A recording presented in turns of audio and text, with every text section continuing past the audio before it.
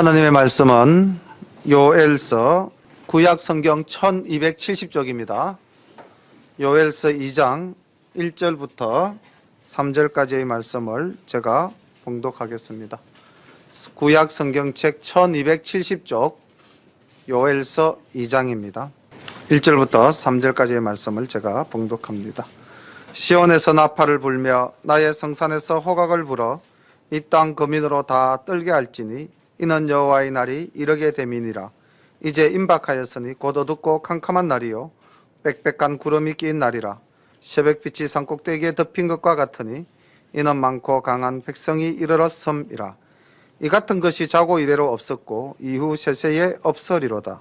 불이 그들의 앞을 사르며 불꽃이 그들의 뒤를 태우니 그 전의 땅은 에덴 동산 같았으나 그 후의 땅은 황무한 들 같으니 그들을 피한 자가 없도다. 아멘. 주님께서 우리 마음에 함께 하시면은 우리가 새 사람이 되고 망령된 옛 행실도 버리게 되고 또 머리털보다도 더 많던 내 죄가 눈보다 더 희게 깨끗하게 씻음 받으실 줄로 믿습니다. 오늘은 이제 우리가 요엘서를 오전과 오후에 걸쳐서 말씀을 함께 묵상하겠습니다. 오전에는 주보에 나오신 대로 제목이 여호와의 날에 두 가지 성격 중에서 심판의 날을 중심으로 해서 말씀이 전개되어지고요. 오후에는 구원의 날로서 여호와의 날이 전개되어질 것입니다. 그러니까 오전 오후 설교를 다 들으셔야만이 요엘서가 확실하게 머릿속에 정리가 되어질 수 있는 그런 상황입니다. 오전 예배 때 이걸 다 하려고 하니까 내용이 너무 많아서 부득이하게 오전과 오후로 나누었습니다. 바라옵기는 오전 오후 예배를 다 참석하셔서 확실하게 요엘서 말씀을 정리하시면 좋겠다는 생각입니다. 요엘은 언제가 그 활동하였던 시기냐에 대해서 성경학자들의 여러 이론들이 있습니다만은 전체적으로 요엘의 활동 시기는 BC 835년부터 약 796년까지 40년에 걸쳐서 남유다에서 활동한 선지자로 알려지고 있습니다. 이때에 남유다와 북이스라엘의 상황은 북이스라엘은 이제 예후 왕조가 들어섰던 시기가 될 거고요. 남왕조에는 아합의 손녀였던 아달랴가 다윗의 자손들을 다 죽이고 왕위에 올라서 이스라엘을 다스리다가 7년 만에 만 6년을 다스리고 숨겨졌던 요아스에 의해서 축출당하고 요아스가 왕위에 올라 대제사장 여호야다의 도움을 받아 하나님의 신정 정치를 펼쳤던, 그러다가 그 요아스가 여호야다가 죽고 난 이후에 다시 과거의 모습으로 회귀하던 그런 시대에 활동했던 선지자입니다. 그러니까 하나님께서 이 땅에 선지자를 보냈다는 것은 그 시대가 어떻다? 악한 시대라는 거죠. 시대가 평화롭고 아무 문제가 없으면 하나님의 선지자가 나타나서 활동할 이유가 크게 없었을 겁니다. 그런데 하나님의 말씀을 거역하고 또 하나님을 떠난 백성들이 나타나게 될 때 하나님께서는 선지자들을 통해서 이제 주로 그 죄를 책망합니다. 너희들이 이렇게 해서 되겠느냐? 그리고서는 하나님께로 돌아오라, 이렇게 또 권면하죠. 그리고 난 다음 너희들이 하나님께 돌아와서는 이제 하나님의 품 안에서 위로함을 받으라, 위로하십니다. 그리고는 앞으로 하나님께서 우리에게 이러한 복을 주실 것이다 라고 소망의 비전을 제시해 주는 그런 구조로 주로 선지자들이 이 말씀을 전가하는 활동을 했습니다. 그래서 선지서의 그 구조를 사분법으로 나누어 보면은 죄를 책망하는 죄책, 그리고 권면, 위로, 소망, 이렇게 구성되어져 있는데 우리 요엘서는 보면은 죄를 책망하는 내용은 그렇게 나타나 보이지를 않고 있습니다. 그리고 이제 오늘 이 요엘서의 주인공 요엘의 이름은 이 요가 여호와, 야훼에서 온 말이라고 그러고 엘은 엘로힘에서 온 말이라고 그럽니다. 그래서 요 엘은 여호와는, 야훼는 하나님이시다. 그래서 구원자 여호와, 언약의 주 여호와, 그리고 능력의 주 하나님, 이 하나님의 속성을 가장 잘 나타내 보이는 선지서가 되겠습니다. 그래서 심판과 구원, 주제가 요엘서의 주 내용이고 전반부는 심판, 후반부는 구원, 그렇게 이제 이루어져 있습니다. 이 요엘에서 가장 핵심적인 내용은 여호와의 날입니다. 이 여호와의 날은 이스라엘 백성들이 직접 역사 속에서 경험한 역사적 사건의 날일 수도 있고요. 또 앞으로 우리가 장차 만나게 될 하나님의 심판하시던 그날, 종말의 날이 될 수도 있습니다. 그래서 하나님께서 요일에게 이 지상의 마지막 날에 대한 모습도 보여주셨고요. 그 당대의 참혹한 모습도 하나님께서 보여주시고 외치게 하셨습니다. 이 여호와의 날의 성격은, 여호와의 날은 불신자나 하나님을 배신한 자에게는 슬프고 두려운 날이겠지만은 하나님의 말씀에 순종하며, 또 중요한 것은 자기가 비록 죄를 지었다 하더라도 회개하고 하나님께 돌아오면 기쁨의 날이요 구원의 날이 되는 그러한 이중적 속성을 가진 날입니다. 이 요엘서가 기록되어진 목적은요, 여호와의 날이 무서운 심판의 날임을 이스라엘 백성들에게 가르치기 위함이며, 또 여호와의 날을 준비하기 위해서 회개할 것을 촉구하기 위한 목적으로 기록되어져 있습니다. 또한 하나님께서 우리에게 부어주실 영적인 복을 체험하도록 미리 준비하게 하기 위한 목적으로 이 요엘서가 기록되어져 있습니다. 요엘서의 특징은 사도행전의 베드로가 바로 이 요엘서에서 나오는 2장 28절의 말씀을 사도행전에서 다시 재인용을 하죠. 성령 강림에 대한 약속입니다. 그리고 2장 31절에 보면은 마지막 날 나타날 징조를 하나님께서 요엘에게 미리 보여주셨는데, 이것은 요한계시록 6장의 내용과 일맥상통하는 구절이 되겠고요. 또 누구든지 주의 이름을 부르는 자는 구원을 얻으리라는 2장 32절의 말씀은 사도행전과 로마서에서 바울이 인용하여 믿는 자에게 구원을 허락하신다는 하나님의 은혜를 증거한 그러한 세 가지 큰 교리적 특징도 이 짧은 요엘서에 기록되어져 있습니다. 요엘서가 기록되어지기 바로 이전 시대에 북이스라엘에서는 굉장히 성경사적으로 봤을 때 큰 인물 두 사람이 나타나 있었습니다. 누굽니까? 엘리야와 엘리사가 활동을 했습니다. 우리가 생각해 보면 엘리야는 죽지 않고 하나님 나라로 불려져 올라간 사람이잖아요. 그죠? 그럼 그가 얼마나 엄청난 일들을 했습니까? 이 땅에서. 죽은 아이도 살려내고요.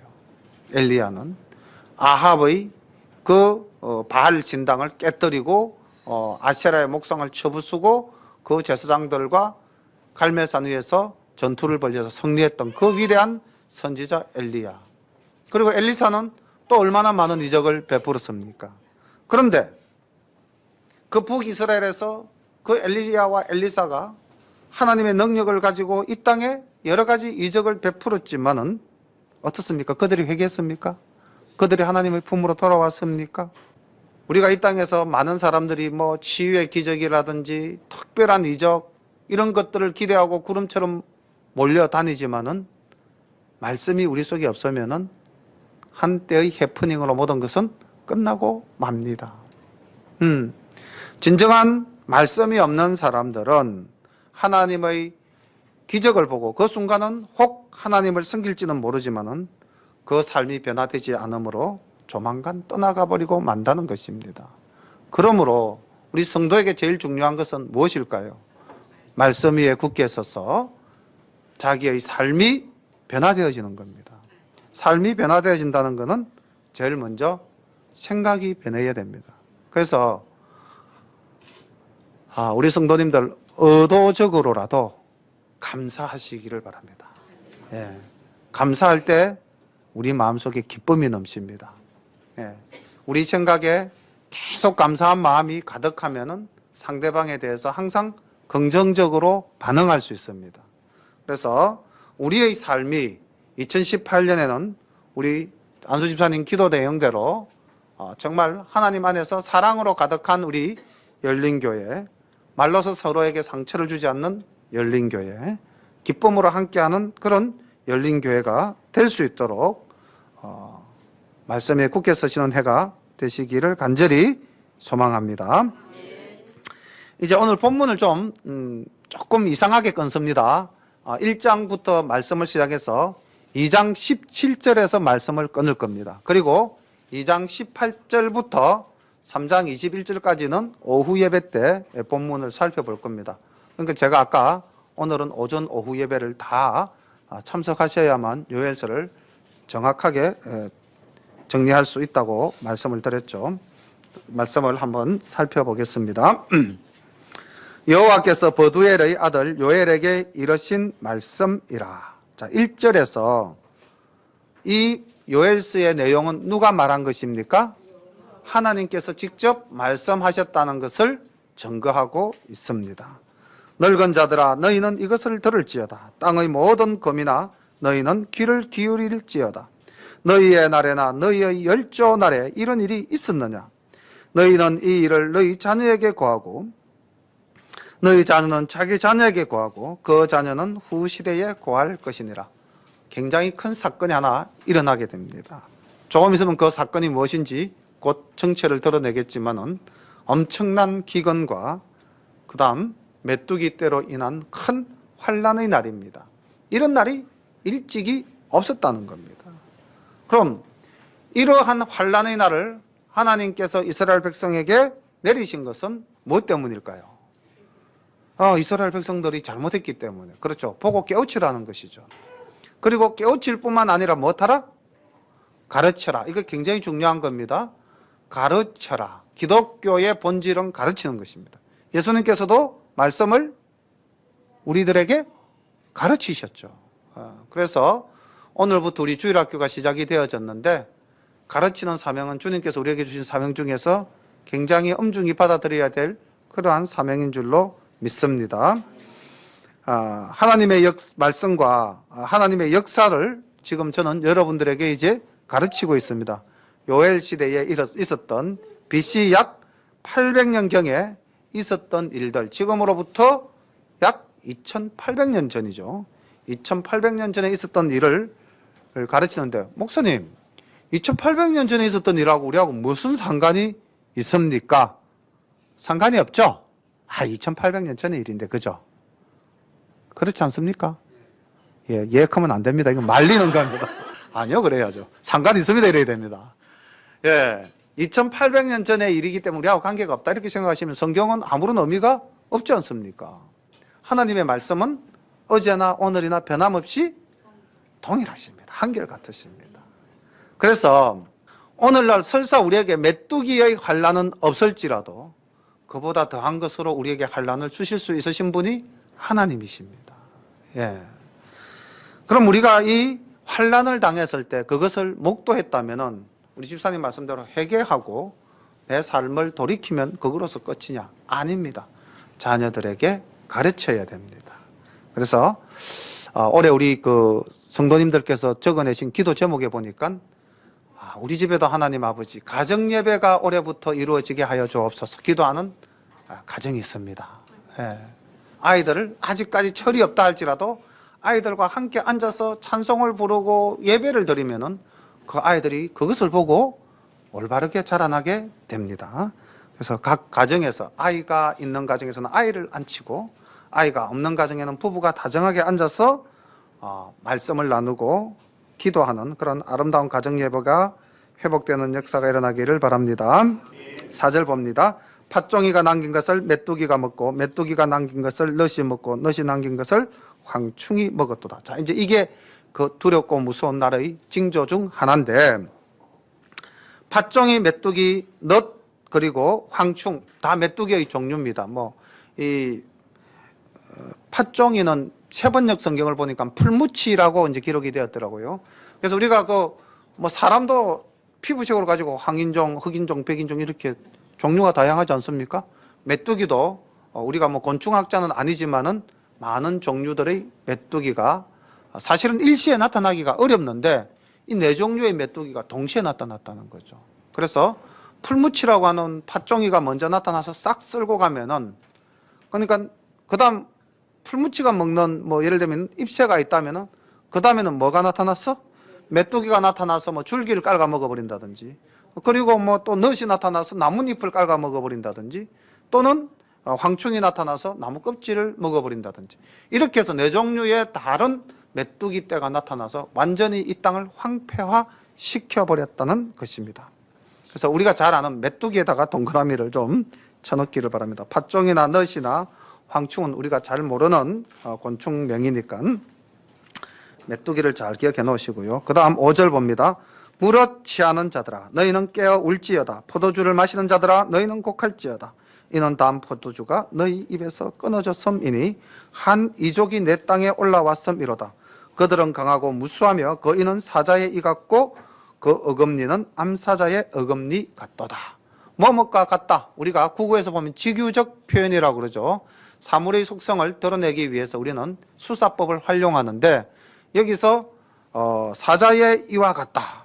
그리고 어금니는 암사자의 어금니 같다. 그러니까 이게 사자나 암사자입니까? 아닙니까? 사자나 암사자는 아니죠. 그죠? 이 뭔가 말하고자 하는 대상이 이 사자와 암사자의 이처럼 단단한 이를 가진 존재라는 것입니다. 무엇일까요? 이 존재가?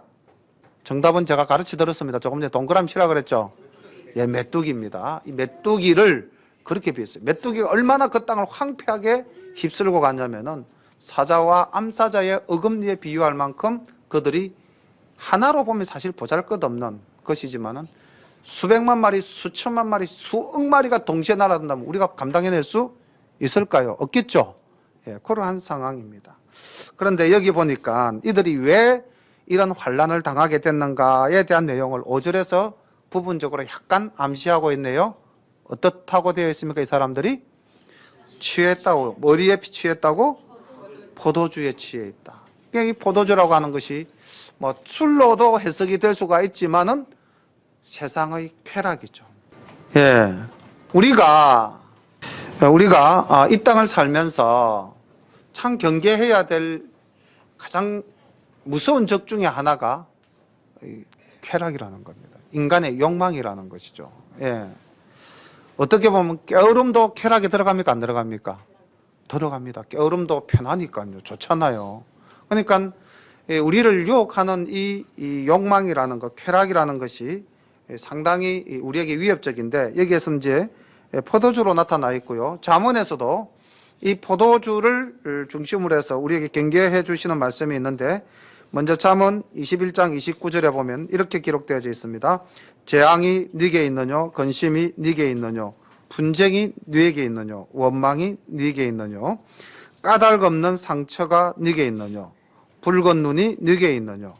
술에 잠긴 자에게 있고 혼합한 술을 구하러 다니는 자에게 있느니라. 그러니까 세상의 쾌락과 세상을 쫓아가는 사람에게는 재앙과 근심과 분쟁과 원망, 그리고 까닭 없는 상처, 충혈된 눈, 이런 것들이 포도주로 말미암습니다. 쾌락을 쫓음으로 말미암니다. 23장 35절에서 또 이렇게 말씀합니다. 내가 스스로 말하기를 사람이 나를 때려도 나는 아프지 아니하고 나를 상하게 하여도 내게 감각이 없도다. 내가 언제나 깰까? 다시 술을 찾겠다 하리라. 그러니까 쾌락에 취한 자는 자기가 무엇을 하는지도 알 수 없다는 거죠. 누가 나를 때려도 아프지도 않고 나를 상하게 해도 내게 감각이 없다. 쾌락에 취한 자는 말씀을 가지고 깨우쳐줘도 받아들일 수가 없는 상태가 되어져 버리는 겁니다. 그래서 주님께서 누가복음 21장 34절에 이렇게 우리에게 경고하십니다. 너희는 스스로 조심하라. 그렇지 않으면 방탕함과 술 취함과 생활의 염려로 마음이 둔하여지고 뜻밖의 그날이 덕과 같이 너희에게 임하리라. 그러니까 우리가 술로서 대표되어지는 이런 쾌락과 욕망, 이런 것에 우리가 잡혔을 때에 우리는 말씀에 대한 감각도 사라지게 되고 마지막 날 우리는 큰 심판의 날에 당하고 만다는 것이죠. 자, 메뚜기 떼를 사자의 어금니에 비유한 그 이후의 내용을 7절부터 보겠습니다. 그들이 내 포도나무를 멸하며 내 무화과 나무를 긁어 말갛게 벗겨 써버리니 그 모든 가지가 하얗게 되었도다. 옛날 분들 이게 포도나무는 이스라엘이고 무화과 나무는 이스라엘 백성이다 이렇게 막 해석하는데 맞습니까? 아닙니까? 아닙니다. 그냥 포도나무는 포도나무요, 무화과 나무는 무화과 나무입니다. 그냥 자연 현상을 그대로 서술하고 있는 것입니다. 여기에 억지로 해석을 갖다 붙이면 그 뒤에 나오는 석류나무는 무엇이 되며 또 사과나무는 무엇이 되겠습니까? 8절 너희는 애곡하기를 처녀가 어렸을 때에 약혼한 남편을 인하여 굵은 배로 동이고 애곡한과 같이 할지어다. 소재와 전제가 여호와의 전에서 끊어졌고 여호와께 수종드는 제사장은 슬퍼하도다. 밭이 황무하고 토지가 처량하니 곡식이 지나여 새 포도주가 말랐고 기름이 다하였도다. 농부들아 너희는 부끄러워할지어다. 포도원을 다스리는 자들아 곡할지어다. 이는 밀과 보리의 연고라. 밭의 소산이 다 없어졌음이로다. 포도나무가 시들었고 무화과나무가 말랐으며 석류나무와 대추나무와 사과나무와 및 밭의 모든 나무가 다 시들었으니 이러므로 인간의 희락이 말랐도다. 제사장들아 너희는 굵은 배로 동이고 슬피 울지어다. 단에 수종드는 자들아 너희는 곡할지어다. 내 하나님께 수종드는 자들아 너희는 와서 굵은 배를 입고 밤이 맞도록 누울지어다. 이는 소재와 전제를 너희 하나님의 전에 드리지 못함이로다. 너희는 금식일을 정하고 성회를 선포하여 장로들과 이 땅 모든 거민을 너희 하나님 여호와의 전으로 몰수히 모으고 여호와께 부르짖을지어다. 오호라 그날이여 여호와의 날이 가까웠으니 곧 멸망같이 전능자에게로서 이러리로다. 식물이 우리 목전에 끊어지지 아니하였느냐? 기쁨과 즐거움이 우리 하나님의 전에 끊어지지 아니하였느냐? 씨가 흙덩이 아래 썩어졌고 창고가 비었고 곡간이 무너졌으니 이는 곡식이 시들었음이로다. 생축이 탄식하고 소떼가 민망해하니 이는 꼴이 없음이라. 양떼도 피곤하도다. 여호와여 내가 주께 부르짖어오니 불이 그친들의 풀을 살랐고 불꽃이 밭의 모든 나무를 살랐음이니이다.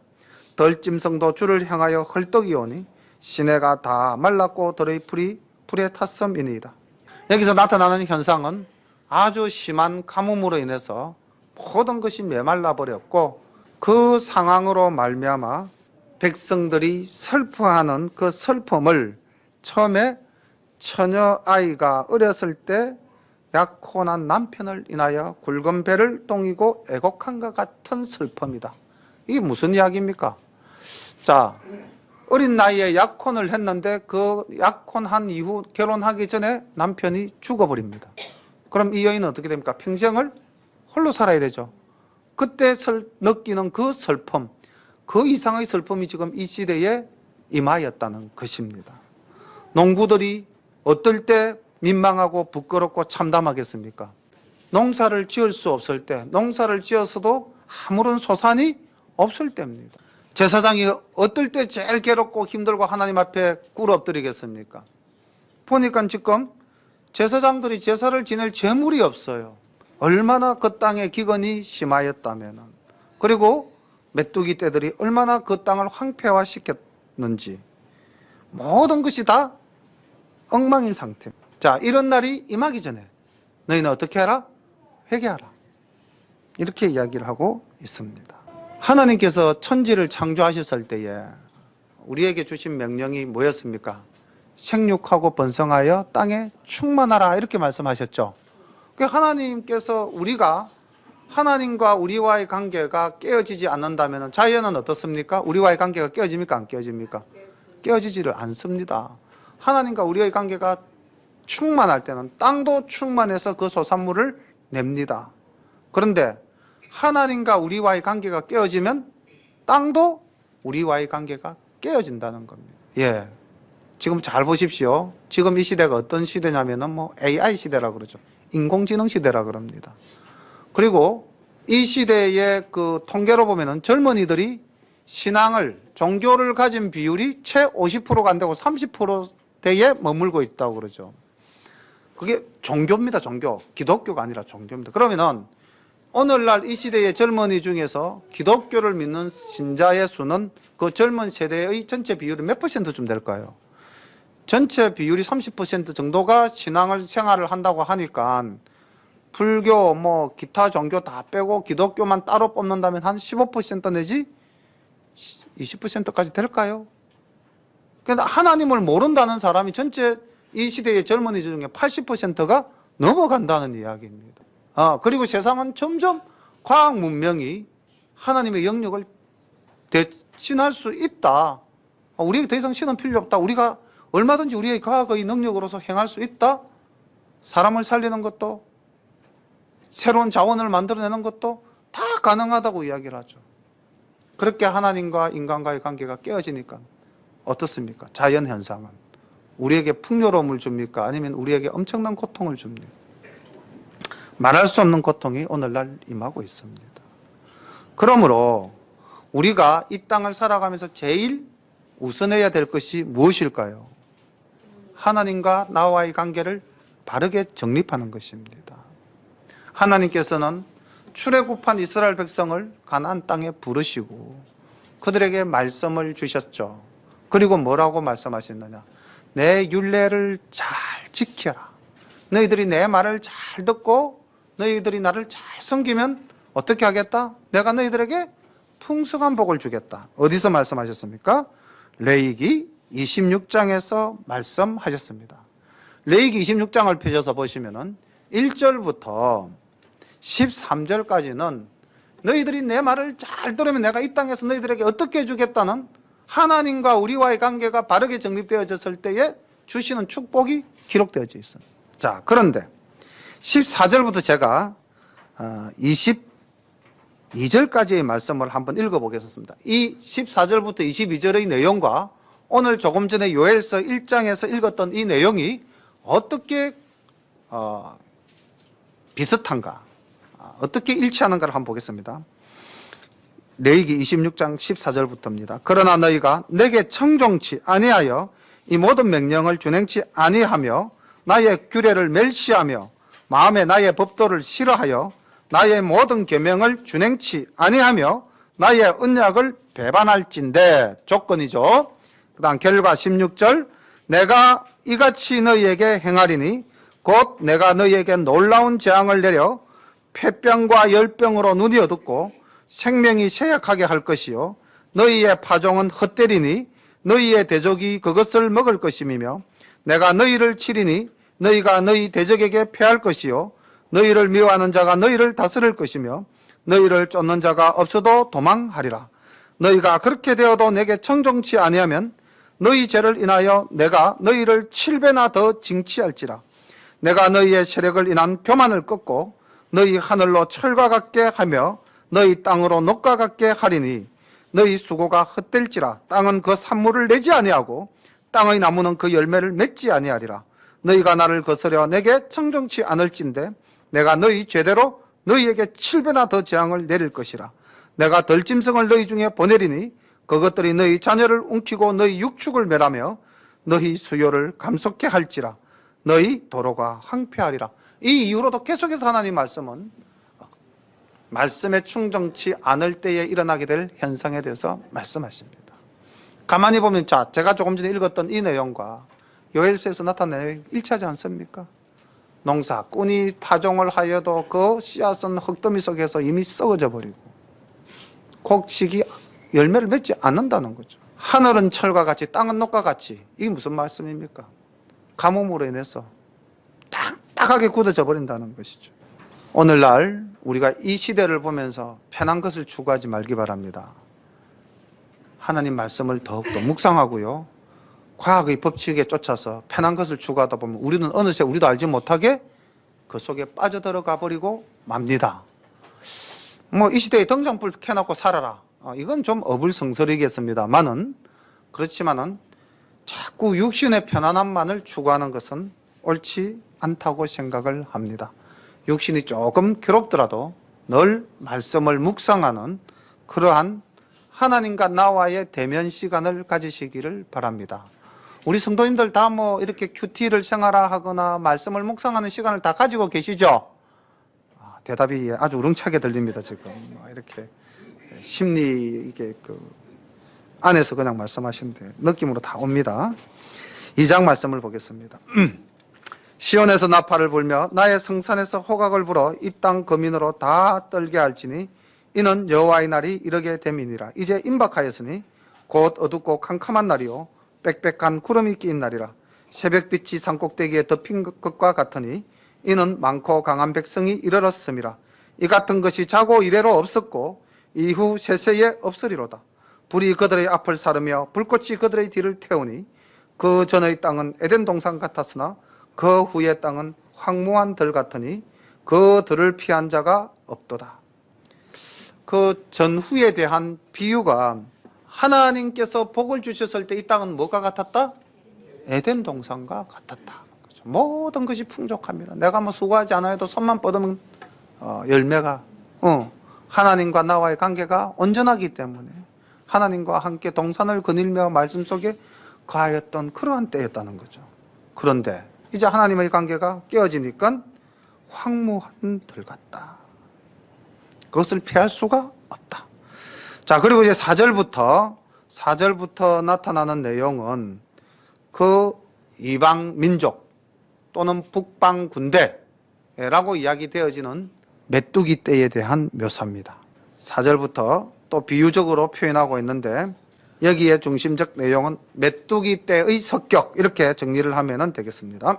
4절 그 모양은 맑았고 그 달리는 것은 기병 같으며 그들의 산꼭대기에서 뛰는 소리가 병거 소리와도 같고 불꽃이 초계를 사르는 소리와도 같으며 강한 군사가 항호를 벌이고 싸우는 것 같으니 그 앞에서 만민이 송구하여 하며 무리의 낯빛이 하얘졌도다.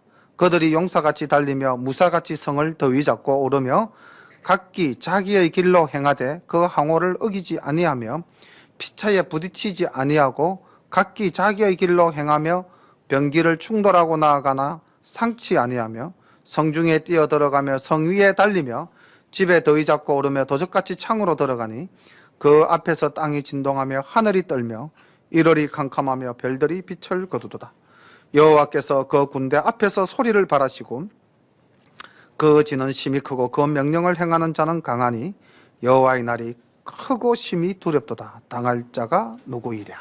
이 메뚜기 떼가 이게 막 수천만 수억만 마리예요. 우리나라에도 그 저쪽 건강댐 하구에 새 이름이 제가 정확하게 지금 기억이 잘 안 나는데 그 새떼가 한번 쫙 나름 하늘이 어떻습니까? 까맣게 돼가지고 햇빛을 가리잖아요, 그죠? 그러니까 막 수억 마리의 메뚜기가 딱 떴다고 한 가정을 해보십시오. 하늘에 빛이 있겠습니까? 없겠습니까? 없죠. 다 그들이 가려가지고 쉽게 생각하면 이렇게 됩니다. 그냥 메뚜기가 뭐처럼 먹구름처럼 하늘을 덮은 것입니다. 자, 그들은 수억 마리가 달려오는데 부딪힙니까? 안 부딪힙니까? 절대 메뚜기 떼들은 안 부딪힙니다. 각각 지갈 길로 가는데 부딪히지 않는다는 거죠.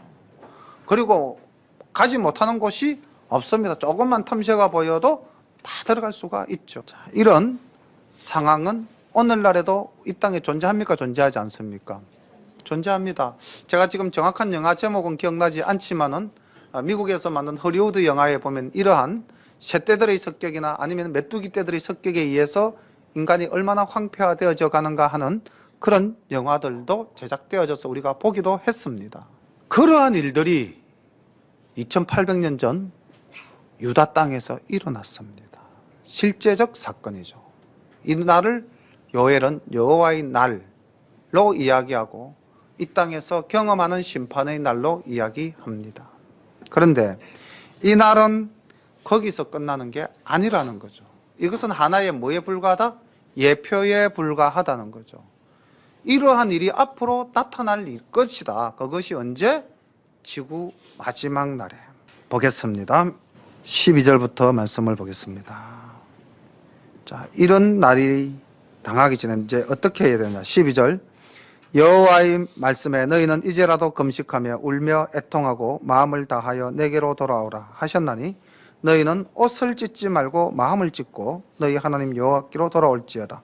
그는 은혜로우시며 자비로우시며 노하기를 더디하시며 인애가 크시사 뜻을 돌이켜 재앙을 내리지 아니하시나니. 주께서 혹시 마음과 뜻이 돌이키시고 그 뒤에 폭을 끼치사 너희 하나님 여호와께 소제와 전제를 드리게 하지 아니하실런지 누가 알겠느냐. 너희는 시온에서 나팔을 불어 거룩한 금식일을 정하고 성회를 선고하고 백성을 모아 그 회를 거룩케 하고 장로를 모으며 소아와 젖 먹는 자를 모으며 신랑을 그 방에서 나오게 하며 신부도 그 골방에서 나오게 하고 여호와께 수종드는 제사장들은 낭실과 단 사이에서 울며 이르기를 여호와여 주의 백성을 긍휼히 여기소서 주의 기업으로 욕되게 하여 열국들로 그들을 관할하지 못하게 하옵소서 어찌하여 이방인으로 그들의 하나님이 어디 있느냐 말하게 하겠나이까 할지어다. 아멘. 이렇게 크고 두려운 날이 오기 전에 우리에게 무엇하라? 회개하라. 그러니까 하나님의 크고 두려운 날 여호와의 날이 임하기 전에 하나님의 심판이 내리기 전에 우리가 그것을 피하는 유일한 방식은 무엇이다? 회개라는 겁니다. 근데 그 회개가 어떤 회개가 되어야 된다? 자, 13절입니다. 옷을 찢지 말고 마음을 찢어라 라고 되어 있습니다. 우리가 성경을 보면은 역대의 왕들이 하나님께서 재앙을 내리면 어떻게 그 회개하는 모습을 보입니까? 옷을 찢어서 자기가 회개한다는 모습을 보입니다. 그렇죠? 그러니까 이 옷을 찢는다는 것은 회개의 한 표식입니다. 근데 하나님께서 그 옷을 찢는 회개는 어떤 회개다? 형식적인 회개라는 거죠. 우리 사실 형식적인 회개 많이 하죠. 고백하건대 뭐 저부터도 회개합니다. 우리가 회개를 했다는 것은 어떻다는 말입니까? 내가 전에 했던 행동을 돌이켜서 반성하고 그 일을 다시는 행치 않는 것이 회개죠. 그러니까 우리가 회개했다 해놓고 다음날 똑같은 행동하면 그건 회개입니까? 회개가 아닙니까? 회개가 아니잖아요. 그건 그냥 반성이죠. 반성. 학교에서 애들 반성문 써라 그러면 반성문 잘 씁니다. 그 다음날 똑같은 짓 또 해요. 그럼 또 와서 또 반성문 써라 그러면 또 반성문 잘 씁니다. 그죠? 네. 그 반성입니다. 반성은요, 자기가 한번 돌아보고 나서 똑같은 짓 다시 해도 뭐 상관이 없는 일이죠. 근데 회개는 반성과는 다른 겁니다. 철저히 돌이켜서 그 길을 다시 가지 않는 것, 그것이 회개인데 하나님께서는 그 회개의 형식적인 것 싫다는 겁니다. 너희들의 마음을 찢어라. 실질적인 회개를 해라는 거예요. 그랬을 때는 어떻게 하시겠다?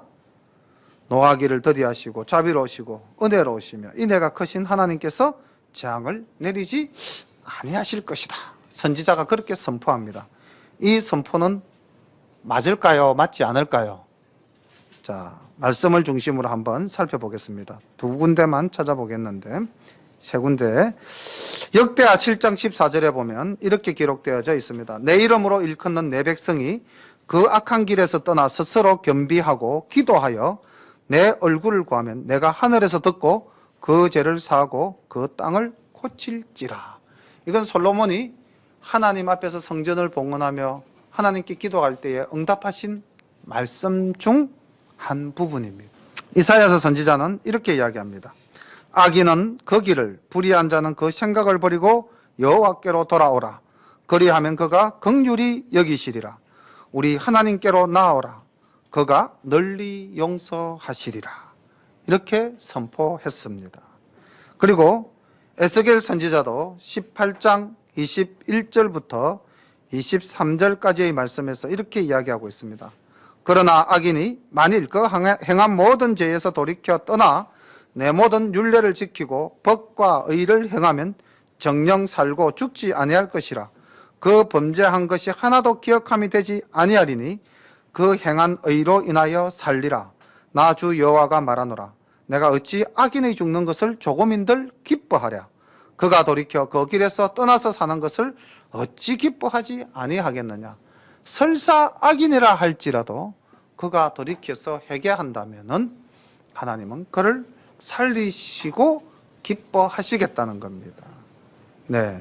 오늘 요엘서 1장과 2장 17절까지의 말씀을 보면 하나님께서 여호와의 날을 선포하시고 이제 너희들이 이 참담한 메뚜기 떼의 습격 그리고 참담한 기근 이런 너희 눈앞에 펼쳐진 현상학적인 상황을 보면서 다시 한 번 더 너희 자신을 돌아보라.